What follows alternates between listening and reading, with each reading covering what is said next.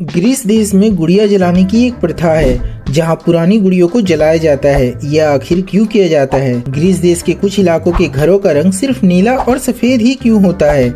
इसके पीछे का कारण क्या हो सकता है? इसके जैसे ग्रीस के बारे में 17 और ऐसी अनोखी बातें हैं जो ग्रीस को दूसरे देशों से अलग बनाती है। ग्रीस दुनिया की सबसे प्राचीन और प्रभावशाली सभ्यताओं में से एक है जो 3000 वर्षों के समृद्ध इतिहास का गवाह है। यह देश मानवता के उन महत्वपूर्ण क्षणों का केंद्र रहा है जहाँ कला, विज्ञान, दर्शन और लोकतंत्र ने जन्म लिया। ग्रीस के प्राचीन थिएटर जो हजारों साल पहले निर्मित किए गए थे, आज भी अपनी सुंदरता और उपयोगिता के लिए प्रसिद्ध हैं। इनमें से सबसे प्रसिद्ध थिएटरों में एपिडोरस का थिएटर है जो 4वीं शताब्दी ईसा पूर्व में बनाया गया था।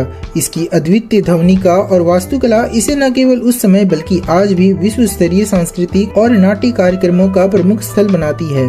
ऐसे थिएटर ग्रीस की महान वास्तुशिल्प कला और सांस्कृतिक समृद्धि को दर्शाते हैं। ये स्थल प्राचीन ग्रीक सभ्यता की अद्वितीय उपलब्धियों का प्रमाण है और आज भी पर्यटकों और इतिहासकारों को समान रूप से आकर्षित करते हैं। इन प्राचीन थिएटरों का उपयोग आज भी सांस्कृतिक कार्यक्रमों, संगीत समारोह और नाटकों के प्रदर्शन के लिए किया जाता है, जो यह दर्शाता है कि ग्रीस न केवल अपने अतीत को संजो कर रखता है बल्कि उसे आधुनिकता से भी जोड़ता है। इन स्थलों का जीवंत उपयोग ग्रीस के इतिहास, सांस्कृतिक और विरासत को और भी खास बनाता है। यूरोप में सबसे लंबी तटरेखा वाला देश ग्रीस एक ऐसा देश है जो अपनी प्राकृतिक सुंदरता, ऐतिहासिक धरोहर और सांस्कृतिक समृद्धि के लिए विश्व भर में प्रसिद्ध है। इसकी तटरेखा 13,676 किलोमीटर लंबी है जो इसे समुद्री पर्यटन और समुद्री व्यापार का प्रमुख केंद्र बनाती है। ग्रीस को लोकतंत्र का जन्म स्थान माना जाता है जहां प्राचीन एथेंस में नागरिकों को शासन प्रक्रिया में भाग लेने का अधिकार मिला और यहीं से दुनिया को लोकतंत्र की अवधारणा मिली। यह वही भूमि है जहां ओलंपिक खेलों की शुरुआत हुई थी।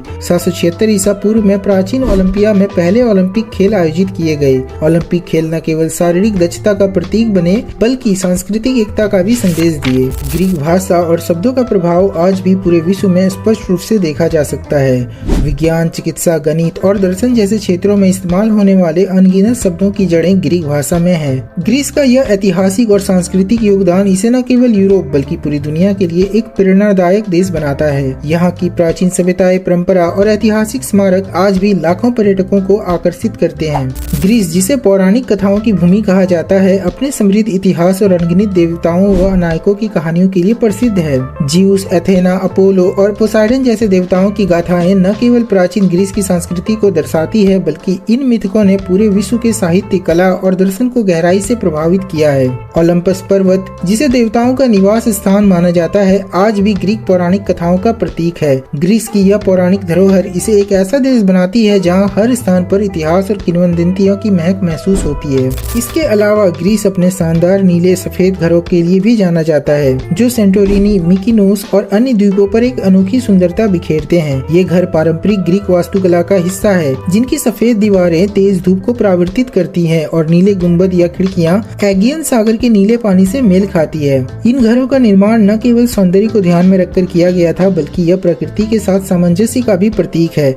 इनके बीच की पतली गलियां, खुले छतों से दिखने वाले समुद्र के दृश्य और अद्भुत सूर्यास्त का अनुभव पर्यटकों को एक स्वर्गीय एहसास देता है। कुछ ऐतिहासिक और संरक्षित क्षेत्रों में स्विम सूट पहने बिना तैरना अवैध है। इसका उद्देश्य इन स्थलों की पवित्रता और पर्यावरणीय संतुलन को बनाए रखना है।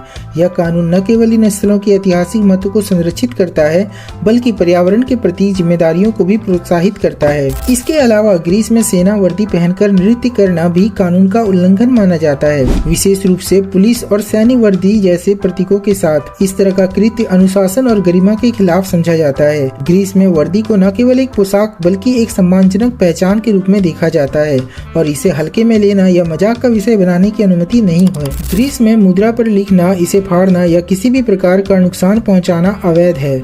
यह कानून इस बात को सुनिश्चित करता है कि मुद्रा का सम्मान किया जाए और इसे आर्थिक प्रणाली में साफ सुथरे तरीके से उपयोग में लाया जा सके। ग्रीस में इसे गंभीरता से लिया जाता है और कानून तोड़ने वालों पर जुर्माना लगाया जा सकता है। इसके अलावा एक अनोखा कानून इलेक्ट्रॉनिक गेम्स को लेकर है। 2000 के दशक की शुरुआत में ग्रीस ने सार्वजनिक स्थलों पर इलेक्ट्रॉनिक गेम्स खेलने या चलाने पर प्रतिबंध लगा दिया था। इसका उद्देश्य गैर कानूनी जुआ और वीडियो गेम्स के माध्यम से हो रही धोखाधड़ी को रोकना था। हालांकि बाद में इस कानून को कुछ हद तक संशोधित किया गया, लेकिन यह ग्रीस के इतिहास में एक विवादास्पद नियम के रूप में जाना जाता है। ग्रीस में चर्च के अंदर किस करना एक गंभीर धार्मिक और सांस्कृतिक निषेध है। ग्रीक ऑर्थोडॉक्स चर्च में, जो देश का प्रमुख धर्म है, इस प्रकार की सार्वजनिक अभिव्यक्ति को असम्मानजनक माना जाता है। धार्मिक स्थलों में शांति, पवित्रता और सम्मान बनाए रखना अत्यंत महत्वपूर्ण होता है और इस परंपरा को पालन करने से चर्च की दिव्यता को बनाए रखा जाता है। इस नियम के पीछे गहरी धार्मिक भावना है जो ग्रीस के लोग पूरी श्रद्धा के साथ मनाते हैं। नेमिंग डे को ग्रीस में जन्मदिन से भी अधिक महत्व दिया जाता है। ग्रीस में जन्मदिन का उत्सव प्रचलित होने के बावजूद नाम दिवस पर परिवार और दोस्त विशेष रूप से एक व्यक्ति को बधाई देते हैं। यह दिन उस संत या पवित्र व्यक्ति के सम्मान में मनाया जाता है जिनका नाम किसी व्यक्ति के नाम से मेल खाता है। हर व्यक्ति का नाम एक पवित्र व्यक्ति से जुड़ा होता है और उनका नेमिंग डे विशेष रूप से सम्मानित किया जाता है। यह दिन ग्रीस में सामाजिक समारोह का हिस्सा बनता है जहां लोग एक दूसरे से मिलने, आशीर्वाद लेने और खुशियां साझा करने के लिए इकट्ठा होते हैं।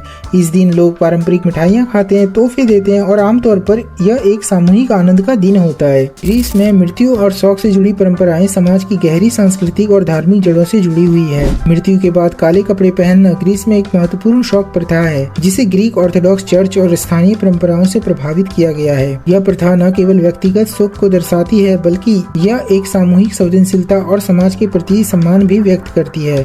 मृतक के परिवार के सदस्य, खासकर करीबी रिश्तेदार, अक्सर कई दिनों तक काले कपड़े पहनते हैं जो शोक और दुख के समय को ध्यान में रखते हुए अपनाया जाता है।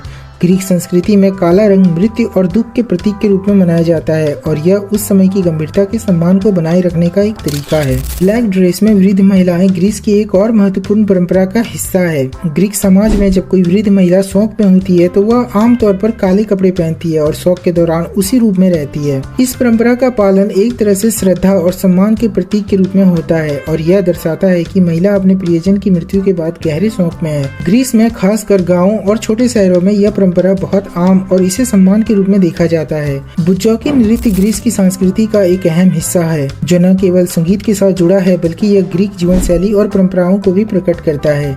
यह नृत्य विशेष रूप से ग्रीस के शहरों और गाँवों में लोकप्रिय है और अक्सर पारंपरिक संगीत समारोह और पारिवारिक उत्सवों में देखा जाता है। बुजौकी के साथ नृत्य करते समय नर्तकियों के कदम तीव्र और ऊर्जावान होते हैं। इसमें एक विशेष प्रकार की सटीकता और ताल होती है। संगीत और नृत्य का यह मेल ग्रीस में सांस्कृतिक जुड़ाव और एकता को दर्शाता है। यह ग्रीक लोक संगीत का सबसे प्रचलित रूप है जिसमें प्रेम, संघर्ष और जीवन के अन्य पहलुओं को भावना को व्यक्त किया जाता है। बुजौकी संगीत और नृत्य को ग्रीस के विभिन्न क्षेत्रों में एक साथ मिलकर मनाया जाता है जिससे यह एक प्रकार की सांस्कृतिक धरोहर बन जाती है। पुरानी गुड़िया जलाना अच्छे भाग्य के लिए ग्रीस की एक और दिलचस्प परंपरा है जो विशेष रूप से छुट्टियां और विशेष अवसरों पर होती है। यह परंपरा नए साल की पूर्व संध्या पर या अन्य धार्मिक पर्वों पर प्रचलित है। ग्रीक लोग मानते हैं कि पुरानी और टूट फूट चुकी गुड़ियों को जलाने से घर में नकारात्मक ऊर्जा और बुरे भाग्य का अंत होता है। इसे एक प्रकार से नवीकरण और अच्छे भाग्य को आकर्षित करने का तरीका माना जाता है। यह परंपरा विशेष रूप से बच्चों के बीच बहुत लोकप्रिय है जो पुरानी गुड़ियों को जलाकर नए साल का स्वागत करते हैं। कुछ परिवारों में इसे एक सामूहिक उत्सव के रूप में मनाया जाता है जहाँ लोग एक साथ बैठकर इस परंपरा का पालन करते हैं और नए साल के लिए शुभकामनाएं साझा करते हैं। इस परंपरा में एक गहरी धार्मिक और सांस्कृतिक भावना छिपी होती है जो ग्रीक समाज में नवीनीकरण और सकारात्मकता की महत्वपूर्ण भूमिका को दर्शाती है। जॉर्जिया में एक ऐसा शहर है जिसमें सारी सुविधाएं मौजूद है लेकिन फिर भी इस शहर में कोई नहीं रहना चाहता। इसके पीछे का कारण क्या हो सकता है? अगर ये जानना है तो एंड स्क्रीन पे आ रही वीडियो को देख सकते हैं।